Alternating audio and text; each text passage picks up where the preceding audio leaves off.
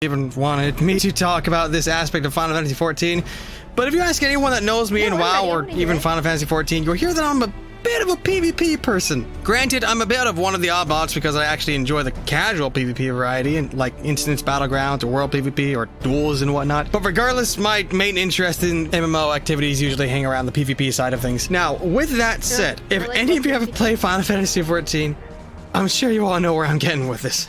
So the general consensus that I've gathered is that the PvP side of this game is one of its weakest points. And after playing it for a few weeks, I think I can see why that is. Though I feel like I have to add that despite that, for the past few weeks, my MSQ progress has been halted entirely because I had gotten distracted by the PvP shenanigans stuff that this game has. So with that said, I feel like I can say that there is still enjoyment to be had from the whole experience. General concept. I like this. I like this guy. I like that he comes in and says, yeah, like, they need to work on it. But it actually did halt me from the MSQ, and I had a lot of fun doing it. I actually did that with the last PvP set that was out that was going to go away. I ended up PvPing on my White Mage so that I could get as much of that garb for glamour and such before it did go away. People were like, oh, it's going to be on Mog Station later, and I was like, yeah, but I want it now. So what was it, the Garo gear? Is that what it was called? Yeah, Garo. So that's what I was grabbing, and I actually enjoyed it. There were aspects that I didn't like having the different abilities, and having them work a different way, and unlocking certain abilities once you've like done enough or whatever. But yeah. So the way the PvP works here is that it's all on a set stat template. Once you're level 30 and upgrade your class to a job, you can participate in all the PvP activities in the game with perfectly even footing. Now, how do you access the PvP in this game? Well, unlike WoW, there is no world PvP in this game, and with that, there's also like no dueling in the open areas. But you can duel people. In order to do that, you have to go to a very specific spot in the world, kind of like how the Mugambala and Hook Point was designed to work as the PvP incentive in WoW, which didn't work very well. Now, where is this said PvP dueling ring? Well, let's make a game of it. Now, here's the map of the general area as to where the dueling ring resides. I'd like you to take a guess as to where it might be. He's cute. I like how animated he is. Now, if you pick this location over here, then you're absolutely dead wrong because the dueling ring is all the way in the middle of the ocean! I know how we WoW folks tend to like to say that PvP doesn't get enough attention from the devs, but good God, dudes, this takes it to a whole nother level. You have to go so far out of your way to unlock— To be fair, when WoW started trying to do like more PvP PvE things, like having an area where you have to PvP as well as PvE, not just having like a BG like AV, they also had an area where you could go in Ashran, which was off of Warspear, and people actually really did like that. So you would just go, you would walk into it essentially, and it would instance you into it, and you would play with those people, and you could do things like that, but it wasn't something that you necessarily had to queue for, which was cool. Unlock the small PvP zone over here by doing a quest that takes you to another middle of nowhere place to sell all the way over here. So, yeah. So after you get to the Loner's Pier, you'll realize that your abilities seem to be a little bit different. Because they are. Just about every ability in the game is adjusted to meet the PvP template standards, so that means you have to go through all your abilities again to see what changed. Also, you access these PvPified abilities in the PvP profile tab, not the usual abilities tab you go to in literally anywhere else in the world. Something else you'll need to get used to, which applies to the PvE side as well, is the animation locks you have to account for in combat. Yep. I didn't really mention this in the other video because, well, it's like, flat out just forgot it. But every ability has some sort of animation lock before it's— I also, when I started PvPing, was super derpy, and I didn't know, like my little like party HP bars were in a really horrible place, and I didn't know that I could heal like other people that weren't necessarily like part of my 8-man. And I was like, oh, I can click on the other ones and heal them, but I didn't know at the time. Lim said airport to ship. Yep. And thank you for the follow. visually executed. Now with that said, that kind of automatically implies that you're not going to be getting the fast, super responsive plays that you have in WoW, where you cast an instant cast ability and you can rely on it getting cast instantly.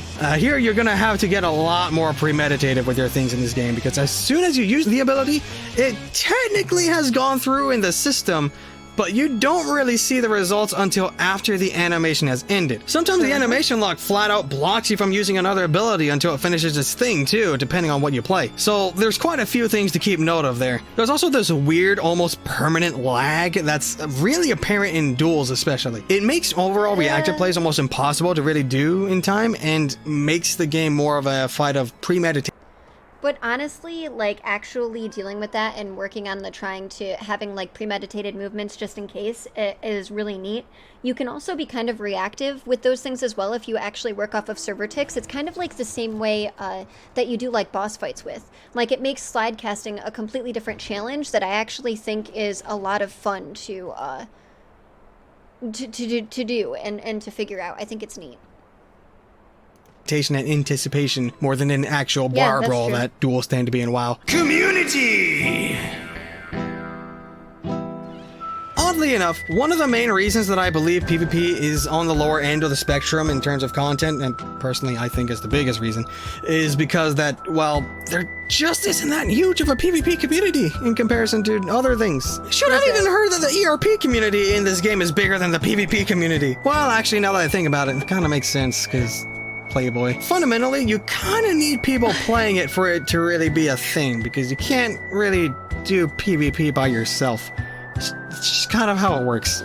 Now, I'm not saying it's entirely dead. The casual form of big group PvP called Frontlines has a pretty decently active player base, mostly because it's the only PvP event that has a daily roulette attached to it. So you get both the PvP folks and the normal folks helping in for some quick fun. But outside of Frontlines, yeah, the PvP community is really small, and the dedicated PvP player base is even smaller. And I know you WoW folks are probably thinking you'll see a whole bunch of "the community is so great and nice" type of thing despite its size.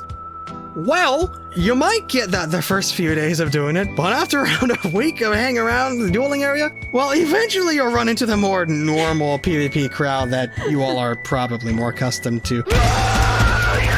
Maybe it's a little bit more tame. Honestly, though, like, that's the same thing in, like Guild Wars 2 that people say about, like, outside, like, there's a lot of people that literally help you out, and then you go to the area where, like, you would PvP, like, where all the vendors are. Or like within like actual PvP instances, and like that's when it gets toxic.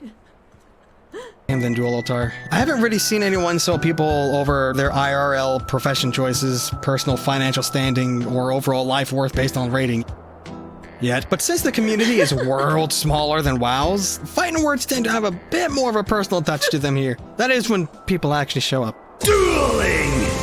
So, as mentioned before, you can only really duel in this one very specific part of the game. The place is way off to the east in the Loner's Pier, and it's a square-shaped arena with 4 corner walls in the corners of the ring and a pillar on the northern and southern ends to use as line-of-sight material. Honestly, dueling is one of my favorite activities in MMOs in general, so this is kind of the place I tend to hang around often by default nowadays. Unfortunately, though, a good majority of my experiences in the dueling ring lead to either me standing by myself at the pier, or me standing by myself while staring at a bunch of people staring at me just outside of the dueling pier. And those get a little awkward. However, when I do get around to dueling, I always end up having a good time, win or lose. Occasionally, apparently, there'll even be some events every now and then at the dueling ring where some players will host a tournament for other people to go through, and the winner gets some type of big old prize, and that's when the dueling ring is like the most packed I ever see. It is a nice change of pace. However, they can get a little wild. Frontlines!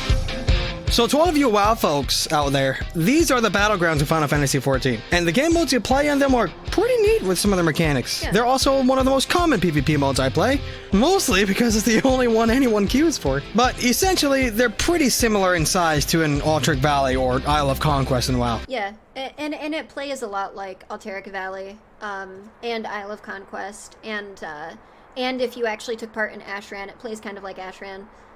Just comparatively, to give you guys a look at like some of like WoW's PvP, like a lot of the objectives for those specific BGs and everything, the PvE PvP standpoint is kind of the same, and also newer BG with newer with the Azerite. Yeah, AV is more PvE than PvP. Although you can win by killing enough people, like killing enough of their recruits, but still. But yeah. But instead of a 40 versus 40 team, it's a 24 versus 24 versus 24. Yeah, you heard me. It's 3 teams of 24 people each. So the overall atmosphere and general tactics people incorporate into this game is a bit different than WoW, since they have to think about that second enemy team when they do things. I personally don't mind it, and I think it's an interesting bit of spice compared to the usual 2-team type of matches I'm used to in, well, everything else outside of Guild Wars 2. There's also this baseline mechanic across all front lines, and where killing someone yields your team 5 points and dying loses your team 5 points. So basically you're just like stealing 5 points from another team, and it really encourages both button mash and slaying and cautious introverted avoidance. Now, as interesting as an idea as it is, unfortunately, there just isn't really a wide variety of front lines to choose from. Whereas in WoW, you have Warsong Gulch, Arathi Basin, Altaric Valley, Eye of the Storm, Strand of the Ancient... Oh, wait. Isle of Conquest, Battle for Gilneas, Twin Peaks, Silvershard Mine... I love how he says, oh wait, because there's a feature in WoW where you can blacklist certain battlegrounds, and one of the ones that always gets blacklisted is Strand of the... Usually it's Strand and Isle. Those are usually what people blacklist. Which is funny. Or Isle and AV, so they don't get the big long BGs, and they can just, like, get their, like, whatever they want to grind from PvP from, like, the shorter battlegrounds. One of my favorite battlegrounds actually is Arathi Basin. I actually really love Arathi Basin, especially when they did the event that had the snowy Arathi Basin. Yeah, they removed Strand as well, but that was one of the ones you could blacklist, too, which is funny. I actually liked Strand. But what was the other one? I also really like Temple of Katmogu, because every single other BG, for the most part, had a little bit more of an incentive, and you'd still have those people who would literally fight in the middle, right? And they wouldn't do any of the incentives, they would just fight in the middle. And then they introduced Temple of Katmogu, which is literally, if you have an orb, it gives you, like, more damage. And the longer your faction holds the orb, the more points it gives you, but it also makes you more and more vulnerable as well. But you literally try to grab the orbs, there's 4. You try to grab the orbs, and then you fight in the middle. So they literally gave you a BG to fight in the middle, because that's all people did, and like for the other BGs that had incentives, and everybody would complain about it. So I just thought it was funny. Nice Temple of Katmogu, Deepwind Gorge, and Seething Shore. Final Fantasy XIV has Borderland Ruins, Seal Rock, Fields of Glory, and Onsar Hakir. Yeah, when you put them side by side, there's like no comment really needed as to who has more PvP things to do. But let me make things a little bit spicier for you. The front lines are actually time-locked to where you can only do one type of front line each day, and they currently cycle through them every day. So if the limited variety wasn't enough, you're forced to pick only one type of front line per day, and you can't even choose which one. It's already decided for you. And guys, this is actually better than when I started doing the PvP thing, because I started playing pretty much a few weeks before the current season started, and apparently that cycling thing gets turned off entirely when it's that late into the PvP season. So I was stuck with doing nothing but Onsar Hakir over and over and over for a few weeks until this season started. And oh boy, was it a breath of fresh air to not see Onsal again. I'll tell you that much. There are some other interesting baseline rules that applies to all front lines as well. One that I particularly like is this battle high mechanic, where you do more damage and healing the more you fill up this bar over here. And the way you fill it up is by either getting killing blows or assists. So it actually strongly encourages you to be aggressive, and I think it's really neat. I mean, I don't think it'll work well if implemented in WoW, because, well, if someone's going like 22-0 in a battleground, then he's already either got a strong gear advantage, a solid skill advantage, a group of pocket healers, really lucky, or all of the above. And super boosting someone with that type of advantage is probably not the best idea. You also get an extremely punishing slow for 10 seconds if you get hit while mounted. So despite being able to mount anytime you want, quick getaways are kind of a tricky thing to pull off depending on what you're playing. But altogether, it does scratch a bit of that normal battleground itch that I tend to crave, and it's really easy to just hop in and get right into it after you get reacquainted with your PvP setup, that is. You son of a bitch! It can also be a super solid way to level up any of your jobs, because the first frontline roulette you do in the day is like a guaranteed half a level, no matter what level you are. So just doing that one frontline roulette a day can give you a pretty solid EXP boost to any alt job you may be working on. And you don't even have to win. Like, that's just flat out normal. And if you win, it's like a little bit extra, and it's good stuff. In fact, that's kind of how I have this many high-level jobs without having completed Stormblood yet. So that's always a bonus. Rival Wings! I have not So done this is Rival pretty Wings much yet. a MOBA, but you're in it as an MMO pleb. I also really, really like really MOBAs. wish I could show some footage of it, but for some reason, I decided not to record any of my ventures in there. But some of you may be thinking, well, just queue for it and get in it again. And to you, I respond, I tried. I tried. The only reason I was able to get in the first place was because there was an event going on, and people had to collect these irregular tombstone things to buy limited time items. Rival Wings was one of the things they could do to collect these things, so there was an actual incentive to queue for it. That event I mentioned is now ended, and so the Rival Wings queue just seems to be just permanently dead now. Until they do something like that again, at least. Feast! So, this is the rated arena in Final Fantasy XIV, and to you WoW folks, it's pretty different from the arenas you're used to. Whereas in WoW, you had 2v2s and 3v3s. Here, it's a 4v4 situation. In WoW, you used to have 5v5s, though. It used to be 2v2, 3v3, and 5v5. 5v5 just wasn't popular enough, and they got rid of it. But I thought 5v5 was fun. It was kind of a cluster, but it was fun. I haven't done any feasts yet. But the other thing is, too, is I don't really like MOBAs, which is why I haven't done Rival Wings. But the big thing about this video, though, that obviously has to take into consideration that we've talked about, is that there isn't as much of a demand for PvP for 14. So I don't know if it will ever change. Because there's so many things that other people can focus on, and there's so many other things that are, that people like, rather than PvP, that I don't know if they'll ever change it. But I see where he's coming from. And I'm a big fan of World PvP, and I would love to see World PvP. But a lot of people, like, in the 14 community that I've heard of, that I've spoken to, say that they don't want World PvP because it creates toxicity. So, but that is one thing that I would like. Where you also have to have a specific group combination to enter. The goal is to collect more medals than the enemy team by the end of the timer, or until you collect 600 medals in order to win. Yes, you heard me. It's not specifically just a one-life deathmatch like it is in WoW. Though it technically falls under the deathmatch category, since the only way to collect medals is by killing someone and grabbing their medals. But even so, Right. you can still theoretically lose, even if you get more kills than the enemy It's team. neat that And you have another to grab thing, their medal, CC is actually very sparse in this game. Tanks have a stun, healers have a sleep, physical range DPS have a silence, and melee DPS don't have anything outside of the ninja's half-second silence. It gets a bit more varied with caster DPS, like black mages have an AoE sleep, red mages have a root and a slow, and summoners have a stun. And keep in mind, every single stun, sleep, and silence of the like lasts only 2 seconds outside of the ninja's half-second. So you only get See, PvP or duels and whatnot. one of the things that I really like in WoW is like things like sheep, which lasts like long enough for you to, you know, unless it gets broken, or if you've sheep so many times that someone becomes immune, but you can use that as an extra interrupt. Or, you know, you can like sheep the healer while you kill off a DPS or things like that. I actually really like that. And like I was saying, not everybody likes World PvP. Some people don't want it in 14 at all, but it is something that I like. Something that I would like to see, especially since I've been playing 14 so avidly. But yeah. God damn it, I did it again.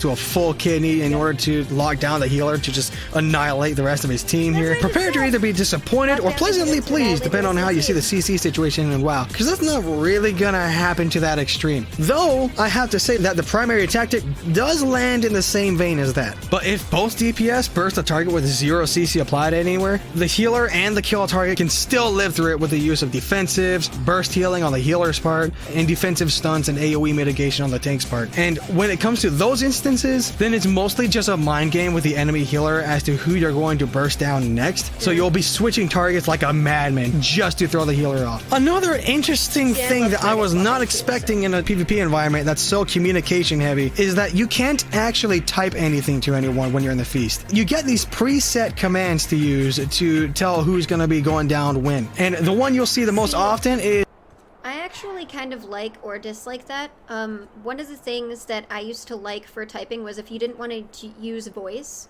it was nice to be able to communicate with other people that way for like if you were going to swap or whatever. But I do like that. Yeah, that's what I was gonna say. Is that it's neat that that's the only thing that you can do, because it does make it so that people are less toxic, or they don't have as much of a resource to be toxic. So I get why it's like that. But yeah, exactly. If they set up like one data center that was like that had world PvP and said that it was a PvP data center, some kind of compromise, so you could be there if you wanted to, but not be there if you didn't want to, like that would actually be pretty cool. I think that would be neat. Hi, PMAC. Is focus target, and it'll pull down like a countdown timer of 5, 4, 3, 2, 1, and when it hits 0, everyone goes in and bursts them. Really handy. But another one I see used a lot is hello and nice job, where they will just spam the crap out of that when you ended up dying for a reason that may or may not be your fault. Yeah, there is a level of toxicity in this game. Hold on. So, turns out that hello is the feast lingo for my burst is ready, and it took me way too long to figure this out. If anyone is watching who has any connection with Square Enix employees, please, if anything, just let them add a new quick chat command where it just says my burst is ready instead of people saying hello. Because new players like me, I thought it was being toxic, and that's not a good impression for trying to get people into a community that's already at the size of a pebble. Okay? So, yeah, that'd be great if they made that change. I got more to talk about this, but I'm not gonna talk about it here. Alright, back to the video. But despite the fact that the community is as small as it is, I was actually able to get into some rated feast matches because this game has solo queue. And it's because of that one reason that I was able to accrue the footage that you see now. Square Enix, you may not be doing all that hot when it comes to handling your PvP situation, but I gotta give you some props for making solo queue exist. Because good lord, man, it's definitely helped my experience with the accessing PvP in this game. Kind of. Alright, so I'm gonna go back to bashing the dang thing by saying just, holy god, PvP just completely dies at the end of a PvP season. When I was trying to queue for the feast before this current season started, there was just not a chance in the world I was getting in that business. But anywho, that kind of about covers the gist of it for PvP. I can go into detail in several of the things I've mentioned here, but I think I'll reserve that for another time. Personally, my thoughts on the whole thing is I still very much enjoy the dueling experience, and I kind of just wish more people did them. And honestly, I still hold on to my statement that the biggest downside to Final Fantasy XIV's PvP experience is that the community for it is just really, really small. That could also be the effect of a domino effect as well, with the game giving very few real incentive for anyone to jump in outside of the occasional seasonal mounts and gear. And even then, I heard people being upset with some general PvP changes, and apparently, at one point, there was no PvP specific abilities. You just used your normal PvE kit, and gear actually made a difference. So I entirely missed that boat, apparently. Overall, though, PvP is naturally a fast-paced type of thing where strategy and quick decisive thinking and reactions are the core enjoyment of the experience, outside of directly asserting dominance over another person, of course. And I can definitely see how the natural, slower delivered nature of abilities in this game wouldn't quite yield the standards people tend to hold for a PvP environment, being that each ability has an animation lock of some sorts and whatnot. However, despite its faults and limitations, like I stated at the start of the video, I've literally been doing nothing but PvP for the past few weeks. And call me a sad, strange little man. But I actually have been enjoying the PvP combat in this game. So much so that my biggest problem with the PvP in this game is that there aren't enough people to fight. So fight me, darn it! But anywho, this video is getting long as is. So I'm just gonna wrap it up here. Thank you all very much for watching, and I hope you have a wonderful life. Take care, folks. That was fun. That was definitely fun. Yeah, see, like, when I PvP'd, I enjoyed it too, but it was because it was the end of getting the Garo gear,